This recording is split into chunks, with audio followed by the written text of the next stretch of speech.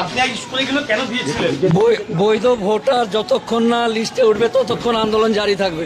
হ্যাঁ, তো এটার জন্য কি আপনাকে দল থেকে কোনো রাজনৈতিক দল থেকে বলা হয়েছিল? না না, এটা জনসাধারণের কাজ। তাহলে আপনি এই ধরনের উস্কানিগুলো কেন? কোনো উস্কানিমূলক বক্তব্য নেই। কিন্তু বারবার যেটা মুখ্যমন্ত্রী তিনিও আজকে বলেছেন যে এই ধরনের জানে না, বিনা তথ্যে উত্তর বক্তব্য দিয়েছে। বৈধ ভোটার যতক্ষণ না লিস্ট হবে আন্দোলন চলবে। তাই বলে আপনি বিচারকদের গোটা রাত এইভাবে আটকে রাখতে কোনো প্রমাণ যদি দেখাতে পারে তা বলবে। আপনি কি অ্যাডভোকেট? উস্কানিমূলক বক্তব্যের জন্য আপনি কি অ্যাডভোকেট? একভাবে আপনি এই ধরনের অ্যাডভোকেট হয়ে এই ধরনের আচরণ আপনার এই ধরনের কি ধরনের আচরণ? এই যে আপনি বৈধ ভোটার লিস্ট, বৈধ নাগরিকের লিস্টে যতক্ষণ না চলবে আন্দোলন চলবে গণতান্ত্রিক পদ্ধতিতে। উস্কানি দিয়েছেন চাইনার।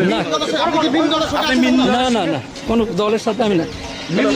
না না, কোনো রাজনৈতিক। ভোটে দাঁড়িয়েছিলেন। তারপর থেকে আমি রিজাইন আপনি ভোটে দাঁড়িয়েছিলেন? নেই, বললাম তো আপনাকে। ছেড়ে দাও